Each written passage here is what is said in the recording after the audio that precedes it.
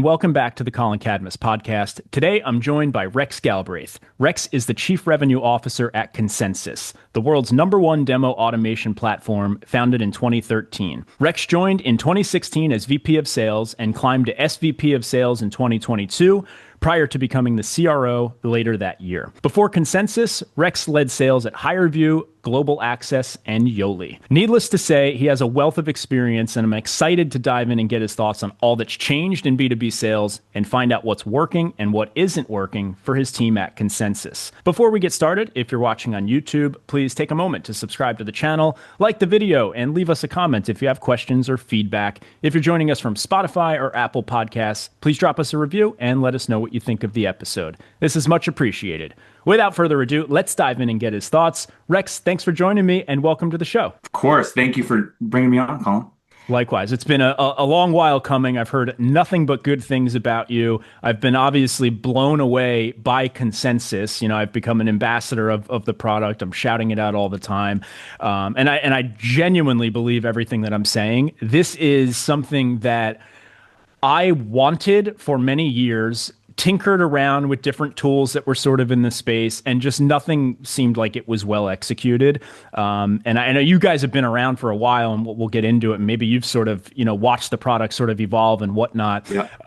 But it's exciting to see what's happening, because it seems to be, and maybe the timing of sort of everything that's going on is in relation to the success you're having, but it seems to be perfect timing for this product and for people to start thinking about automating demos, because the whole industry is like, hey, let's pull back from hiring 1 million salespeople and using headcount for growth, and let's figure out how to get efficient here. I just saw Chamath from the All In podcast made a tweet this morning where he's basically saying like traditional SaaS is dead, and he explained all of the reasons why. And it basically, the foundation of the reason is that we are just no longer comfortable pumping all of this money in for growth, because they just don't think that spending all this money today is going to equate to all of this cash later. They're actually nervous you're just going to get wiped out by some efficient AI or something like that. And so this is how people are thinking today. Like, how do we grow our demand and bring a bigger pipeline in without necessarily having to just keep hiring more AEs endlessly?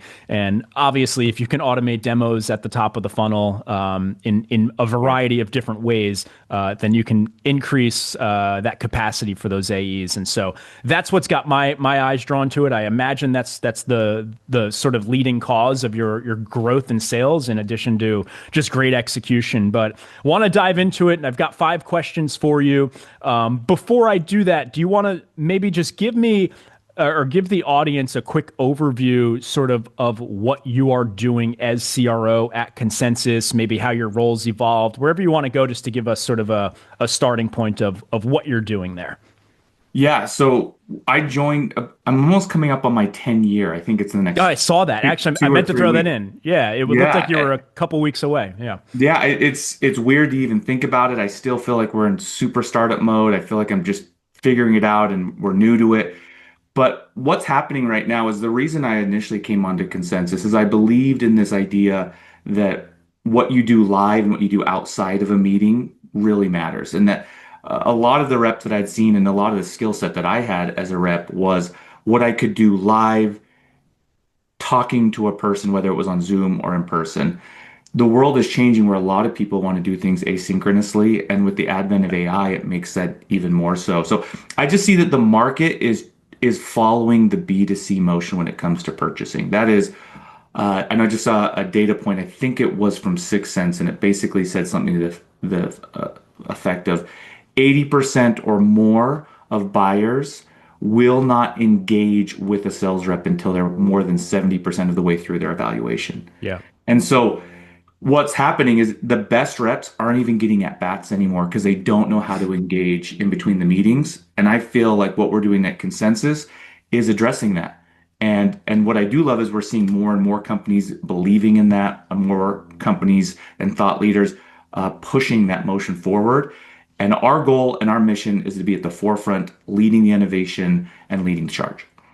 I love it. And you used a word that is so it hits home for me is asynchronous. As I created an online course a few years ago for that's called the Modern Outbound System. And the idea was like, hey, cold calls and emails are declining. Like let's dive into and talk about the things that are, sort of working now. Social Yeah. media is a big part of that. And asynchronous selling was like the thing we talked about. And I have that exact stat that you mentioned in there. At the time, it had come from the Gartner Future of Sales report in, I think it was 2019. Yeah. But that's what they said. Yeah, buyers want to go through the journey at least 80% of the way, probably more. Ideally, I think they want to go Um, through the whole journey. that was 5 years ago. Yeah. So, If they can yeah. go through the whole journey without speaking to a salesperson, I think they would do that. And I think that's also probably a large reason why this is working now. And maybe, I mean, the technology has gotten better too, but I just Yeah. think, we tried to push this stuff 5, 10 years ago. You try to automate demos. I don't think buyers necessarily even would have, known how to use it or wanted to. But I think buyers are just getting more savvy. The younger generation is becoming the buyer. That they talked a lot about that in there, about how the baby boomers and Gen X is sort of being replaced by the millennial buyer. Yeah. And we shop differently, right? We grew up with like a lot. Well, I'm an older millennial, so I grew up going into retail stores. But, the younger side of my generation, they didn't go to stores. They didn't call 800 numbers to order a shirt out of a catalog. They go online, they do their own research, they place their order. And so for them to then go into B2B, and have to be jumping on phones talking to people. This is like way out of their comfort zone. They've never done anything like that. These people don't even walk into Nordstrom and, the person's like, how can I help you find something today? Like, they're like, no, I'm fine. Like, they freeze up with the social anxiety probably. So I think that's all just the stars have aligned perfectly there. But let's dive into the first topic. I want to get your thoughts on hiring salespeople. This is one that everyone always wants advice on. Obviously, you can't be successful if you're not successful at this. So before I ask the question is, what's the secret to hiring great salespeople? But can you first give me a sense of how big the team is there and how much hiring you've done? Yeah. So in terms of sales people, we're probably between sales, SDRs, and kind of the go-to market, there's probably about 40. And then if you look at CSMs, there's probably about, someone's going to correct me on this, probably 15 to 20 Okay. there. So the go-to market team is probably around, anyone that's touching and engaging with customers all the time is 60 plus. Okay. That makes. And are you overseeing CSM as well as CRO? Today, we actually brought in Todd Jansen. So I'm direct line working with them all the time, but the active manager today is Todd Jansen, who we brought in from Salesforce. And so he has brought a new component. While my vision is kind of all there, he is really driving the day to day all the time. But he reports to you. No, he does not report Oh, to he me. We're doesn't. actually Okay. curious today. Yeah. So they do keep it separate. So We I do always keep it ask separate. because CRO roles they're always unique and different, but I do think that that's the right way to do it. I think it's you can very quickly just become overwhelmed with too much. If Yeah, absolutely. Yeah. It's the thing is when it comes down to it, at the end of the day, everything serves driving revenue to the business. And one of the things that I love about Consensus is we don't focus a lot of time on org chart. There is structure to it, but a lot of the leadership, we have no problem diving into each other's worlds, and no one gets upset. Product dives into my thing. We have our SVP of product on, and he'll come in and talk about, hey, I think we should be doing this with pricing. I think we should be doing more marketing material this way. That is one of the incredible things about Consensus is I feel like we are leaders of the business first, and we happen to have certain disciplines that we focus on probably a little bit more than the others. So it sounds like you guys understand the concept of first team very well on the leadership team there. yeah, it was interesting. I watched a podcast. I can't remember. Was it Lex Free? I can't remember who it was, but he was talking to Jeff Bezos, and he mentioned two concepts that I'll never forget. And number one was when leaders speak first, that's where good ideas die because the rest of the team, once they hear a leader say, they're like, "Oh my gosh, my idea might not be good." And then the second is that we don't have a hierarchy. The best idea is always at the top of the hierarchy. So if it comes from the ICSDR or if it comes from the VP of Sales, if the SDR comes with the best idea, that's the ruling idea. That's the idea that wins. It's not people that determine where the actions go, the best ideas do. I love And I've that. always remembered that is just to say, hey, make sure keep your mouth shut early on. Let people express their ideas and don't open your mouth because you may shut down an idea Yeah. that's the next big one.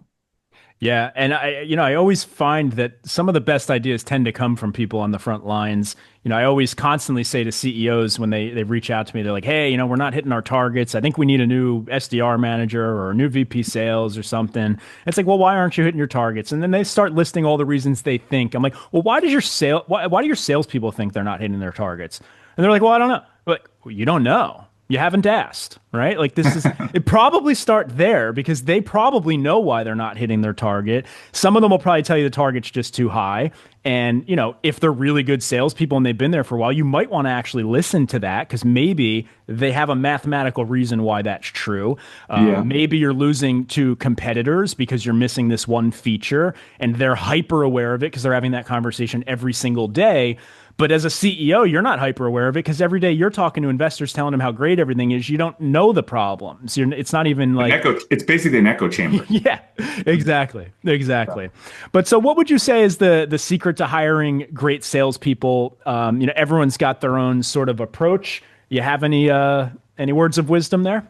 So what's worked for me, and I'm learning every day, all the time. Hiring is as hard as it gets. I think it's one of those things that you should take your time on. Getting a bad hire, if this makes sense, is probably more damaging than it is than getting a good hire. And It costly. is it is very costly, and at the end of the day, I always take it as it's on me. If I put the wrong person in the wrong seat, that's on me. I think a lot of times we try to blame, oh, that person was just bad. I'm like, it's your job to bring the Yeah. right person in and coach them up. But there's a couple things. I would say trust. Like I immediately think, could I trust this person? And if you've ever read the book Speed of Trust, it's something I reference all the time.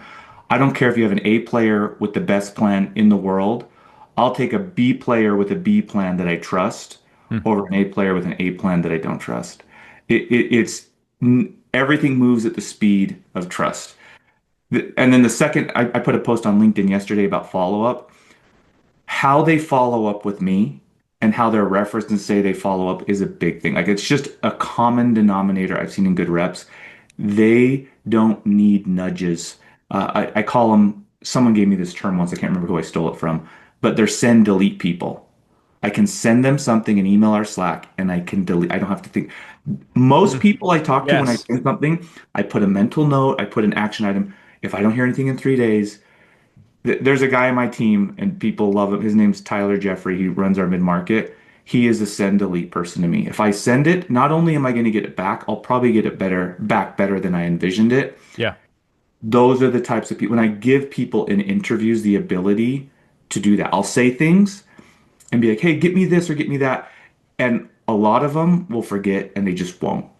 Others will be like, you know what, you asked me to send that case study on that deal that I closed, and I put a video together kind of walking through it for you. Like that to me, and like you need to treat me like I'm a prospect and I want to know what that engagement is like. So between trust, follow up, and then probably one third one would be product passion. Do they truly geek out about the product?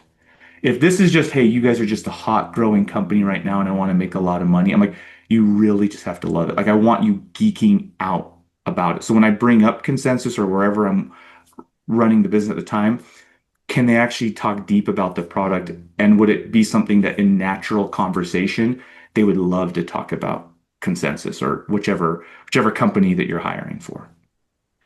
We're like kindred spirits here. I mean, you're even using phrases that I've had in my head or have said before. I think I was on oh God, I can't even remember. It was the Sales Leadership Podcast. I think it was the first podcast I ever went on, and he asked me, what's the foundation of leadership? And I said trust and respect. And it was something that I learned the hard way because the first VP sales job that I had, I didn't take the time to earn their respect. I assumed I already had it. And that caused a lot of problems because I went in there, I tried to sort of rubber stamp all the ideas that worked at my last company. A bunch of them didn't work. You start losing respect along that way. And then I start realizing, well, wait, a lot of the things these guys are doing here actually does work for this company. And so I had to sort of re-earn all of that trust in the latter 6 months of that first year. But when I went to air call, I thought about it completely differently, just like you said. So I'm going to sort of take a back seat here. I'm going to take the time to get to know people, figure out everything that's working here. And I'm going to find out all of the things that they're sort of commonly pissed off about. And I'm going to solve those problems first because that'll be the easiest way for them to trust me, right? And then start to earn some respect and then take some bigger risks, maybe changing some things that they're kind of hesitant about, a little bit later down the road. And it made all the difference, like completely huge difference. The product passion, the follow-up, but you said the send delete people, it's a perfect phrase for it. I've always, I think about these people. They're always who you're searching for. I've never had a phrase to describe them. But it's weird you said that because I was literally just thinking the other day about like making a list for a LinkedIn post of like, these are the like traits you want to have if you're looking to get promoted or become a favorite. And that's the perfect phrase for it. And I've always described it as like in the same way. It's like you just want these people, like you ask them to do something, you don't follow up, they do it better than you asked. And it's so, I don't know if you have the same experience, but it's so rare to find these people. Yeah, agreed. Like, not only do I know who they are, like right off the top of my head, it is my constant goal that I am on someone's send delete list. Like, I try to make that to be, am I that person? Yep. That, like, to me, I put it up as an L if someone goes, hey, Rex, where is that? I want to be so proactive in my outreach that it's like, I'm getting it there before I told them I would, and it's coming better than they asked for it. And that they're just like, hey, when I give a task, I can just now focus and go. So for any salesperson looking to become a sales leader, that is what your manager is looking for, is not someone to babysit, but someone that can say, hey, I can now elevate what I'm doing and go do, because I feel very confident that Collin has taken care of this. I've sent it to him. I can delete it and I can move forward.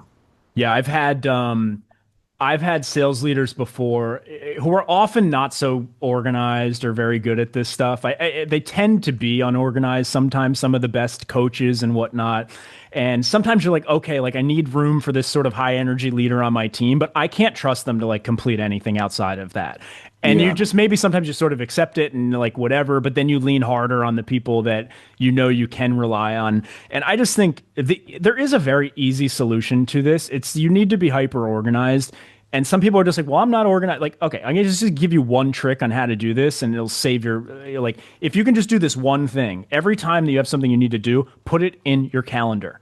That's it. Just make your calendar your to-do list and live out of it. And this problem, for me at least, it's like so simple, but other people just drastically struggle with this stuff and it will absolutely hold you back in your career.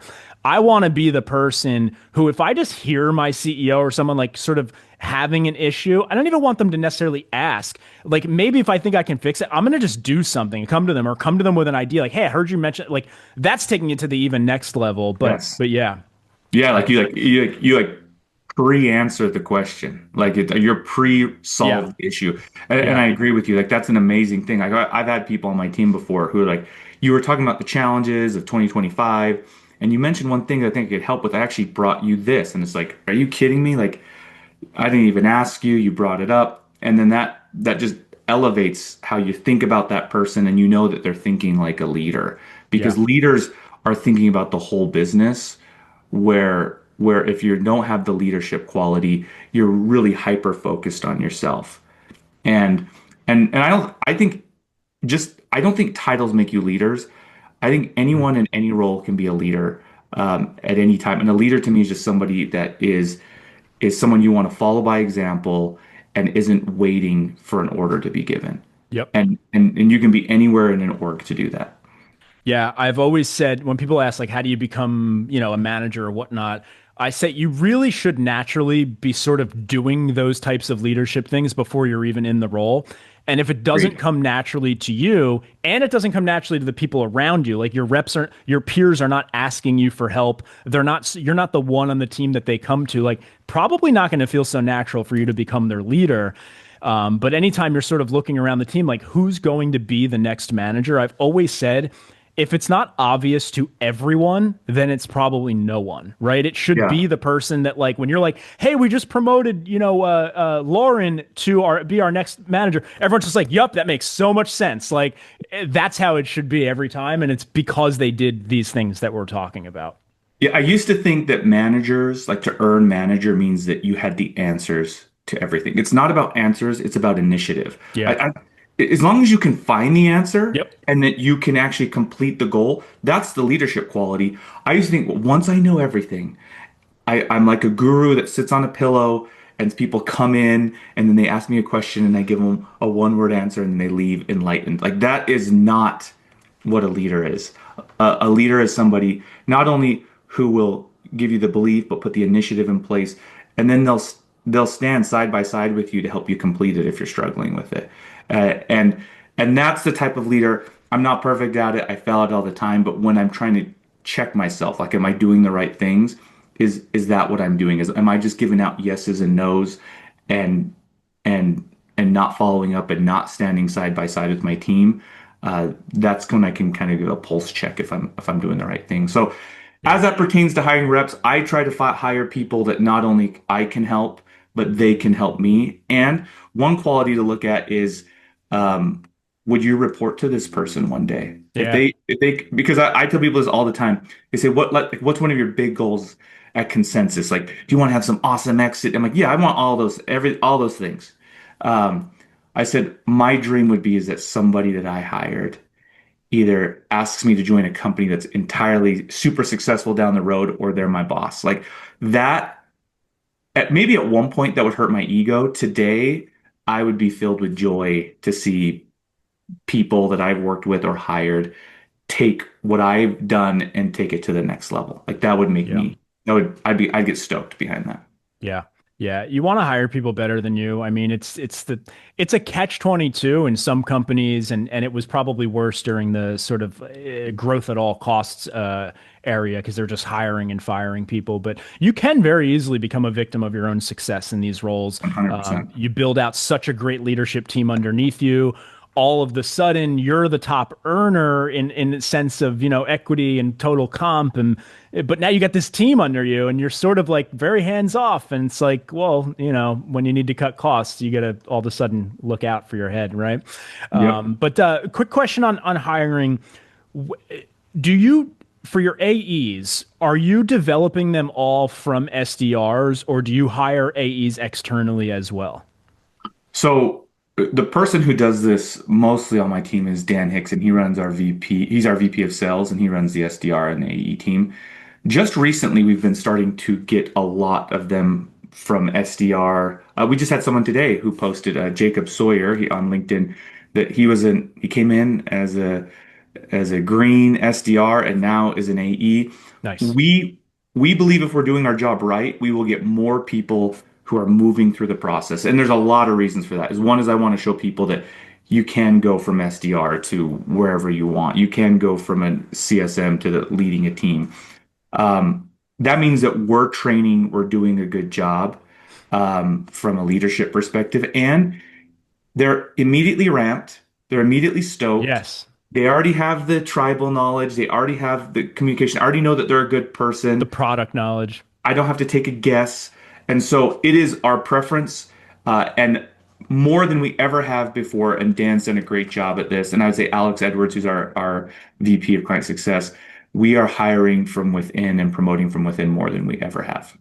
I love it. I think it's the proof that, well, it's hard to recruit SDRs if you can't do that, first of all, because eventually they start to there's a whole reputation that it's a dead end job, and so you kind of have to crack that code. There's also, I mean, you pointed out the reasons, like, it's just their culture fit. You already know they show up. You know how many times a month they're late. Like, you have all that filled out already. So the risk is much lower, but also you can usually save a lot of money, because what you're doing is you're getting, I like to say, like, the first 2 or 3 years where they're just going into that AE role, it's probably the most efficient they're going to ever be because they're at the lowest possible salary or whatever that they will ever take that job for. Once they prove themselves, they have all the leverage, right? And then they can start Yes. to go around. And so it really makes a ton of sense, even just from that angle to do it. But I have always found it important to still bring in one or two or just, a little bit of outside, influence sometimes, an AE here or there. I always tried to trickle in one or two throughout the year from outside just to bring a different perspective. And sometimes Yeah. they come in and they just have these great ideas and whatnot. I'm actually curious, have you guys ever used or heard of TrackRec? I've not.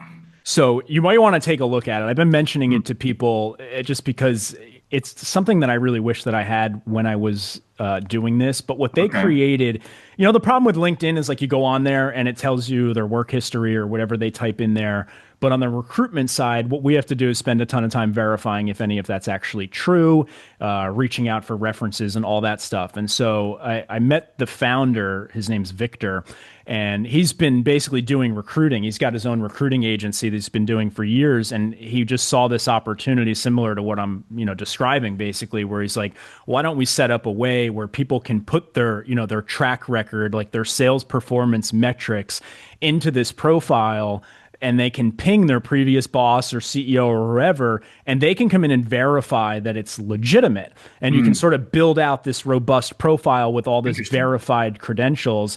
Yeah, and then on the recruiting side, you can basically search by all of this stuff. So maybe I am an AE and I said, I have 3 years experience selling to SMB deals. Average deal size is this. Average sales cycle length is that. Product or industry type is this. And it's all verified, verified, verified. So now the recruiters can just come in and search for like specifically what That's they're pretty looking interesting. for. Yeah, it's really cool. I'm just mentioning it to people because he's trying to get it off the ground and it's growing fast. But if you're, Track rec. I'll take a look at yeah, that. trackrec.co, it's very cool. I think he's got upwards of like 30,000 people on there now. So, because he's got the recruiting agency, so he sort of just rolled it right into it. But that's why I asked if you're hiring external, because if you are, I would totally try We, that. we are we do both. We do both for sure. And so we're always looking for a way of sorting through the massive amounts of talent. Just because someone's good doesn't mean they'll be good for your team. It has to Yeah. be the right, like you said, the right parameters, the right, we were talking about this before. SMB skill set is very different than enterprise skill set. Uh, uh, HR skill set, selling to HR versus selling to salespeople is a Yeah. completely different motion. And so being able to get as much information up front will save both the employer and the employee time to make sure that they're spending time with people who actually match what they're looking Yeah. for, what their skill set is. Yeah, that's basically what it does. If you use it, I'm curious to get direct feedback Yeah. and hear how it goes. But it's pretty neat. Let's jump into the next topic. I want to get your thoughts on outbound sales. Is traditional outbound sales broken, dead, or dying? I've been sort of asking everyone this in the last like 50 episodes. Cold call rates going down, email. But maybe you want to tie in. I imagine that, or maybe I'm wrong, but I imagine you're probably using your own product somehow to sort Yes. of navigate this. So wherever you want to go on that subject. Yeah, this probably sounds very biased, but our It's number one okay. tool is It's our okay. own tool. Like Yeah. and that's what I talked about is we hire people who geek out. Like if someone comes in the interview and they don't really know what we're doing, it's not as interesting to me because I want someone who truly geeks out and loves it. So we've had a lot of people we've hired that used it at another company and said, Ah, once I was leaving, I knew I needed to go work with you guys. So you mentioned, is that's it the best type of hire. that is the best type of Yeah. hack because they're Yeah. like almost ramped. They can, and I love it in calls. They're like, when I used it here, Yeah. I Yeah. used it this way. And so right now for us personally, Consensus is fortunate. We are still growing. We are still hitting goals, achieving things. There are challenges and headwinds where we're winning in ways we didn't think we would. We're losing in areas we thought we'd be winning. But the net result is we are growing, driving towards success, hitting the benchmarks that are putting us in, kind of top growth, top quartile in terms of the software world. I would not use the word broken. I would probably use the word outdated. Hmm. What is very hard is, I've been selling for 20 years now. I would love to use the same playbook. I would love to because I know it. Yeah. it's got me to where I am, but I learned very, very quickly this fact. And it's a hard thing for salespeople. Like you'll know where you sit on this if this affects you emotionally, is that buyers don't want to talk to you. It doesn't matter how charming you are. They do not want to talk to you. Yep. And in the past, that was different. The reason why is because you had a couple things that were very advantageous. You had a demo, you had information, you had pricing, and all of that you just held like this. And you're like, Yeah. this is what you have to do to talk to me. You got to fill your name out on a form. Give me your phone number. Give me your email address. Tell me what you're interested in. Tell me how many employees you have. And depending on how long the form is. And then you're going to give me your time. And then before I even show you anything, you're going to answer 30 minutes to an hour of my discovery questions. And then I will bless you with a demo. And maybe in the next two calls, I'll give you some pricing. That is dead. That Yes. is gone. It now is in the exact opposite order. The buyer now says, show me a little bit of your demo. Show me a little bit of your pricing. I will give you nothing. And when you earn it, I will give you some time, and then you can ask me a question. Yep. Once you understand that that is the new playbook and that the buyer is in the driver's seat, you can now make the adjustments to start thriving in this environment. The buyer is in control, and if you ever feel like you can leverage something against them, one is you're creating a bad relationship and a bad start. You're not going to earn their trust, and you're just not going to get a seat at the table because your competing companies are doing this. And that is what we're doing at Consent. We are trying to at the same time put drivers in the buyer's seat, but also giving sellers tools to give buyers what they need so they can make the best decisions. Boom. We're so aligned on everything you're saying here. Yeah, I like to say, like, we were the gatekeepers of information, right? Yeah. But now they find all of that information before they get on the phone. They can just go to ChatGPT, and it's gonna, if your company's been around for a year, like it's gonna find everything, And probably you're going to hope pricing that it's too. accurate and that Yeah, the LLM isn't pulling from your competing competitors right. about yours. And so you have to have a path through the traditional channels, LLM, your website, that they can educate themselves. We call it selling in the gaps. More than 80% of the purchase happens without you there present live. What are you doing to engage with them in between? That is how the playbook has changed. And I don't know if you're a sports guy or not, but like I'm a big, and I was a big NBA fan. I'm kind of changing a little I'm a bit. hockey fan. Ho- I'm not obsessed, but I was as a kid.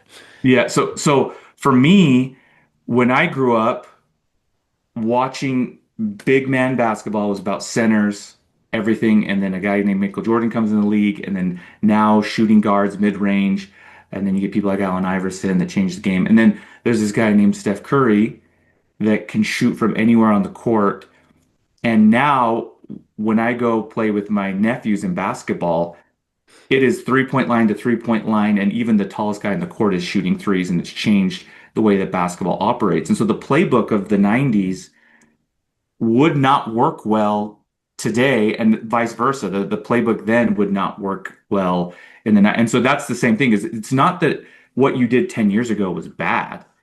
It's just the buyer has changed the way they want to buy, and they're the ones at the end of the day that sign the contract and write the check.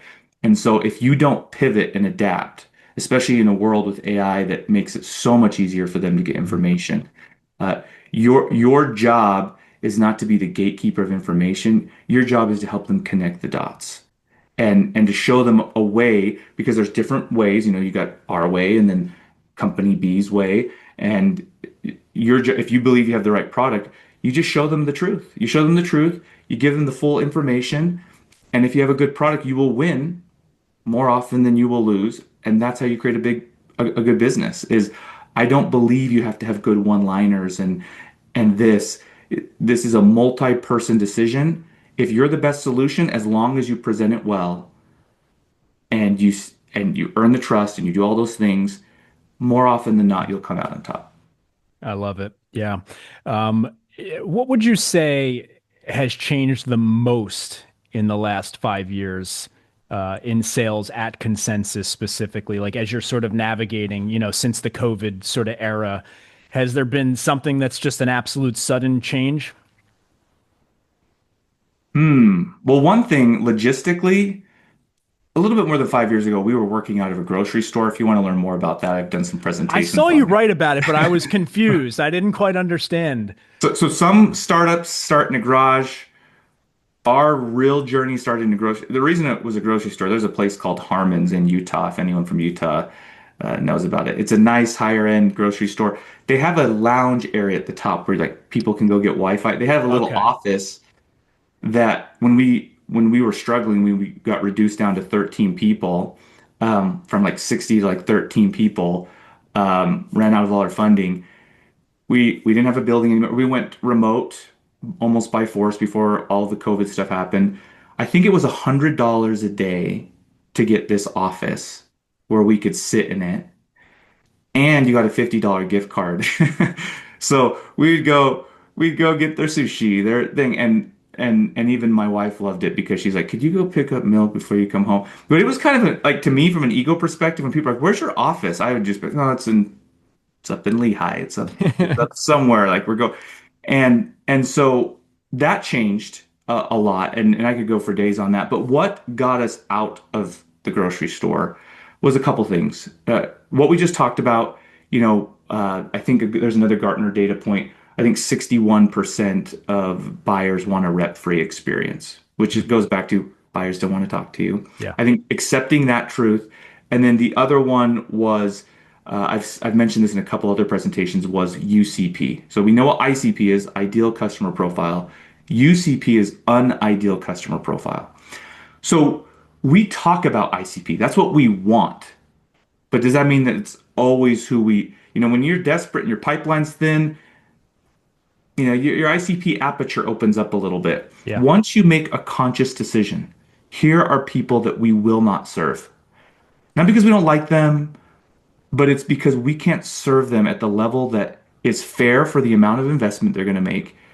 Two, it's not what we focus on all the time. It's not fair to them or to us to bring on customers. And it's hard to say no to revenue. It's especially when you're starting, it's very difficult. But I'll tell you why you shouldn't. One, just out of good ethics, don't sell to people that you can't give them good service. Number two is it will kill you a year from now when you're trying to. There was a point where we had a 40% churn rate. Today, I think we float somewhere between, 90 to 93% GRR. But that happened because we were very conscious about who we're going after, and we don't pretend for a second that we're everything to everyone. So the big thing is for us over the last 5 years was know your UCP and live by it. Even if you turn people away, I promise you it will work out in the end. And then two is just understand that buyers don't want to talk to you until you've earned their trust. So you need to give them a path and a way to get access. Do not gate things. Make it available to them, and once you've earned their trust, that's when they'll give you their time. It is not your right, or you don't have some status where they need to come to you. If anything, it's us trying to defer to them and trying to show them that, hey, we're a company that's worth chatting with, and if you do work with us, we will treat you right and we'll be fair all the time. Love it. Yeah, the UCP, that was a big one for us at Aircall.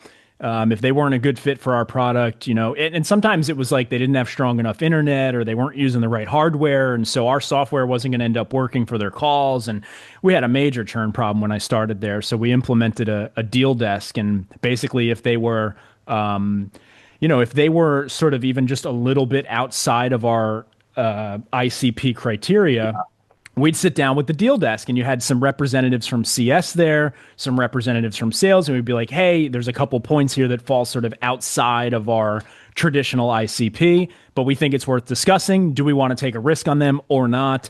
And, we stopped taking a lot of those risks, and it made a huge difference. And I also think now that we're in this realm of let's hire less people and let's sort of, be more efficient, it goes really well with that, right? Because when you're mass hiring, I think is when you also start to have all of these loose deals kind of coming in. You have so many people that aren't very well trained and they're all desperately trying to hit quota. And so it almost encourages that behavior.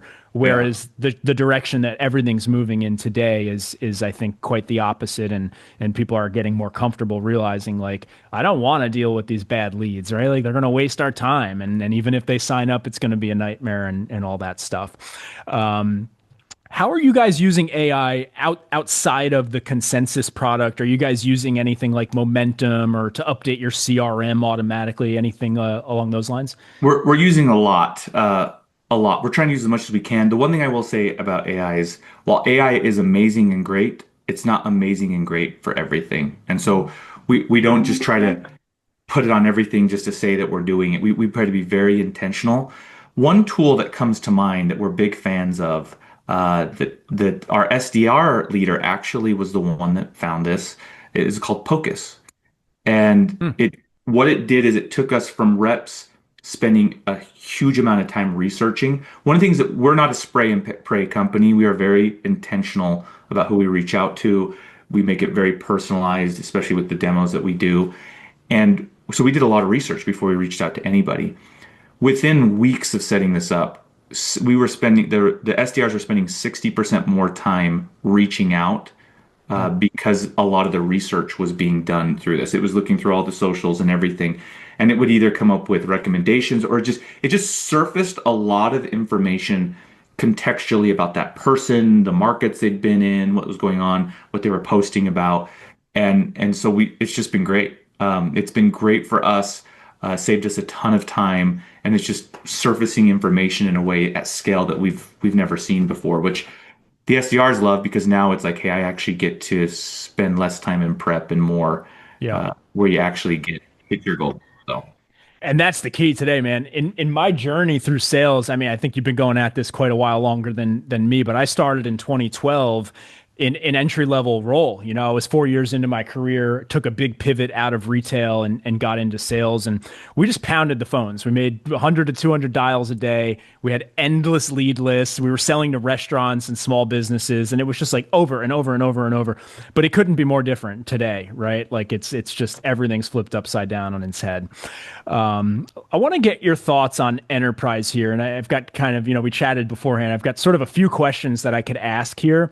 But I think let's just start with one that's high level because one of, I think, the most impressive things, at least sort of from first impression, if you just go to Consensus website right now and you just start browsing around, I think one of the things that stands out really quickly are the massive enterprise logos that you guys have managed to sell to: Salesforce, SAP, Atlassian, Workday. I mean, the list kind of just goes on.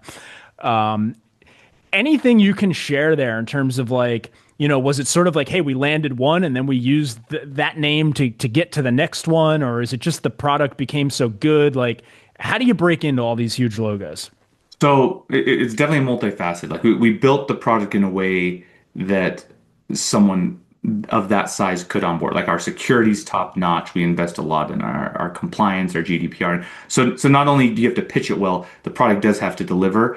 Yeah. Um, we learned very quickly that enterprise companies have very nuanced ways of using a solution. Like you think there's a straightforward, but all of them want their own integrations into certain things. Hmm. But I will say this from a sales perspective, I still can't believe a lot of the logos in the companies that we work with. And the great thing is it's not just some pilot. We have an account that has 15,000 active users. Active. Like they have to drop 300 licenses to get 300 more to just stay within the limit. And And Salesforce hired a director of demo automation. the titles have now Yeah. changed to, I to mean, do that's what we do. huge. When they're putting a full-time role because of your product, you're doing something right. And so we've been very fortunate in that way. And so from a sales perspective, I'll tell you, there is a company based in Germany, large company, and we were trying to get in. We were trying to get a hold of them, and we were a small business at the.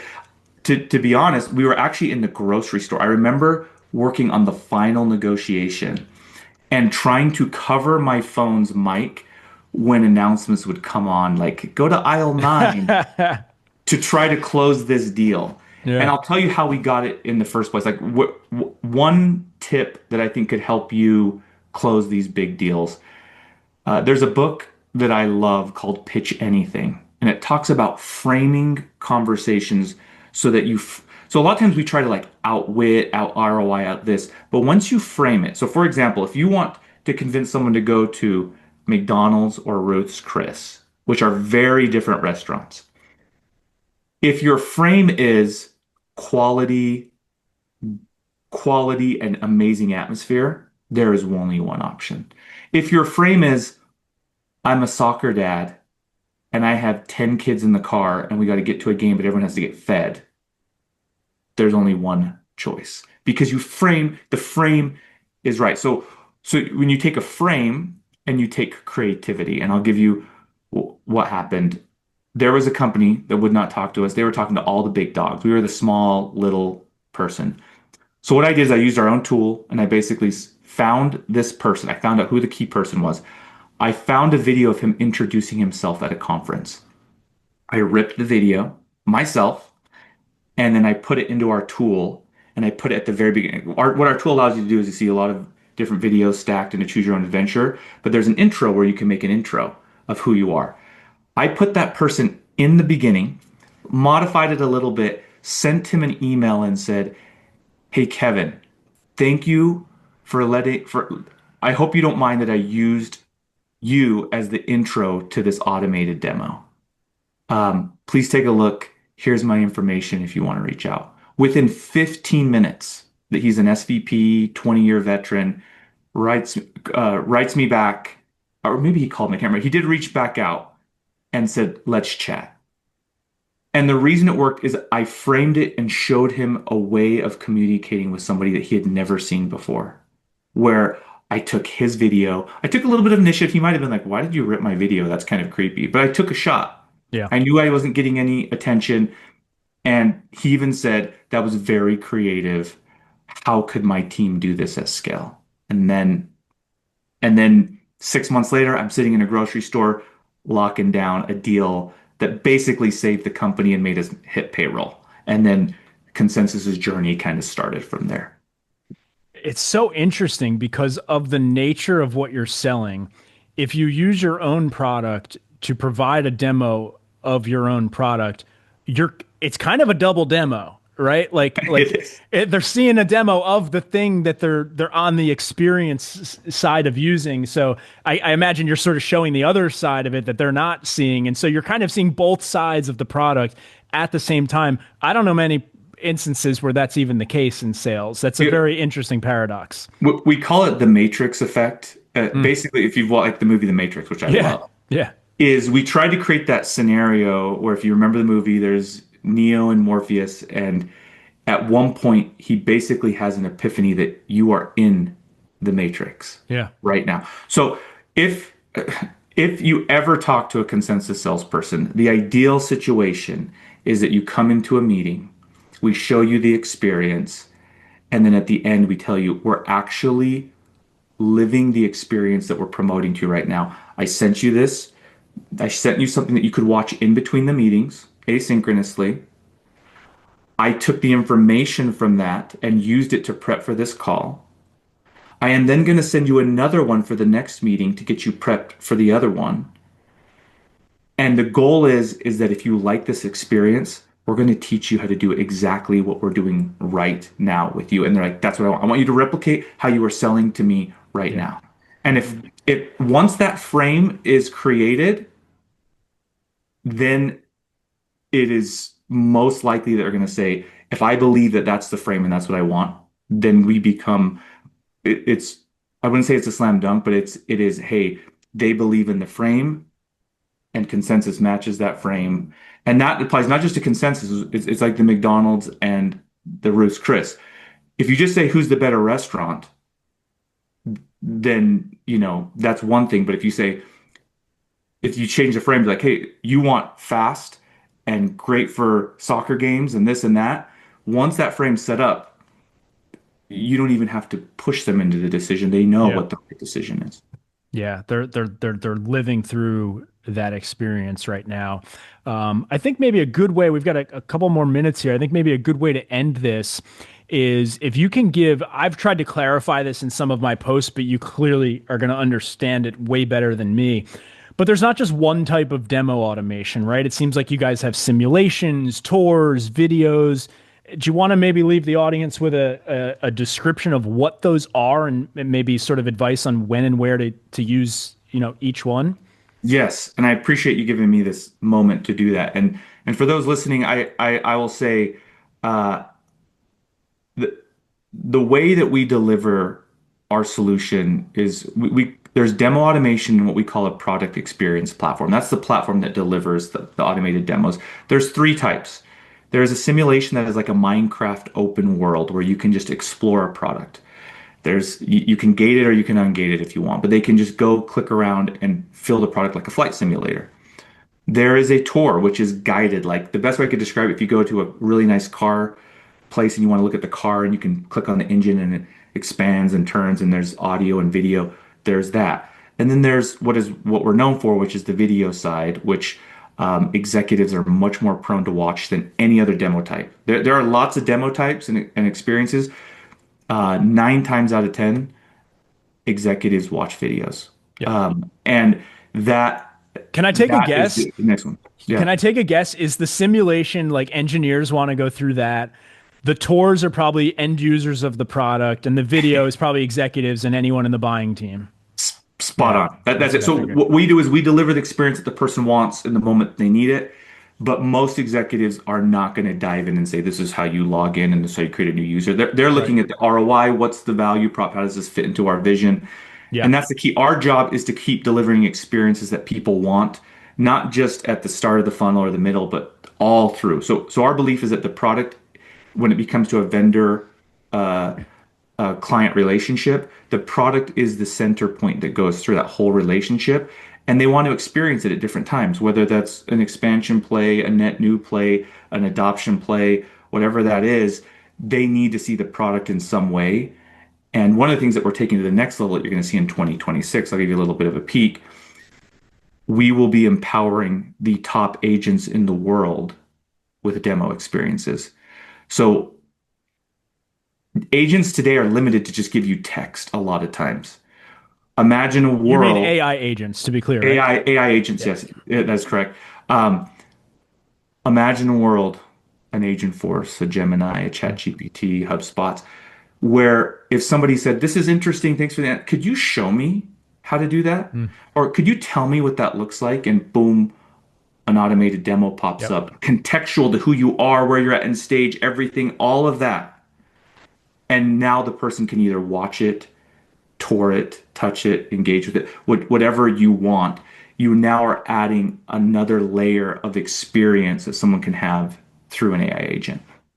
So that was so perfectly said. And I would say it sounds like a lot of the secret sauce here is probably using every aspect of your platform, having the simulation set up, having the tours, having the videos, but knowing when and where to use each. So if you use the video on that executive and they're sort of into it, but now they want their CTO to take a deeper dive, like you might share the simulation, or maybe you share all three and they pick what they want to use or whatever. But the idea is you have all these different sort of angles that you can use so that not everyone's forced to go through a cookie cutter process, right? They're not all sort of looking at the same demo. And then those group demos are always the worst, right? Because you have the one guy who's like, I got the technical questions. The other guy's like, I got the money questions. And you all need to sit through all of it, even though you don't Yeah. care, right? And those demos can be exhausting. So I could imagine how this can not only just give people what they're looking for, but accelerate it because they're sort of all asynchronously doing this on their own time, and you don't have to keep scheduling all of these live calls and stuff. So And then all the analytics tied back in to kind of see how everyone's viewing it in their way and making sure that when you come to the live meeting, that you're speaking to what the people on the call care about. yeah, Because you don't want to, what the CFO cares about, what the CRO cares about, and what the AE care about are entirely different. And if your message isn't adapting to that, it will fall flat because people are. I call it personalization 2.0. We used to think that hi Colin at Cadmus podcast, that was good personalization. But now people see that and their mind just it turns them off. And I think I read something the other day. I'll have to find the quote, but I think they said people are 70% less likely to buy from you if you use a spray and pray approach. It actually it moves the trust, the earning the trust meter down, because like you're not someone who took enough time. You literally just look at me as one field and one more contact with no personalization. So yeah, I don't even feel like those messages came from a human anymore. Like, even though I know someone clicked a button, like, you don't know you sent me that email, right? I was just in a list, that was just bulked in there and stuff. Yeah. Yeah, it's like the Christmas card on National Lampoon's Christmas Vacation that he gets. It's like when it's that personal, where he had to look at his assistant to be like, did we send that to him? Like, you should know and be able to really quickly know exactly what you did and personalized on that. I am a big fan that you can do quantity and quality at the same time. It is possible, but the spray and pray approach is less relevant than it's ever been, and it wasn't very relevant 5 years ago. Awesome. Well, we're at the end here. This was incredible. Anyone who's interested in checking out Consensus, go to goconsensus.com. And Rex, are you hiring for any roles? Anything you want to plug in here or promote while we're here? We are. If you come to our page, we have CSM roles, AE roles. I believe we'll be opening up some SDR roles as well. And then there's almost always some type of dev role out there. So if you're looking at joining a team like that, please come by or recommend to a friend. We would love to chat with you. Awesome. And you've been sharing some content on LinkedIn when you have time, right? Is that a big focus for you now? So everyone go follow Rex. I'm no Collin, but I try to put things out there that I get so much benefit from LinkedIn. I always try to at least get a little bit back. You get so much from it, man. I can tell you it's worth every minute you'll put into it when it comes to recruiting, everything. I mean, it just pays you back, the more you do. But yeah, keep sharing the stories. I love reading along, and everyone go follow Rex. And thanks for joining me, man. We'll have to keep in touch. I'm very excited to continue to follow this journey along. Thank you, Collin. I really appreciate it. Likewise. Thank you.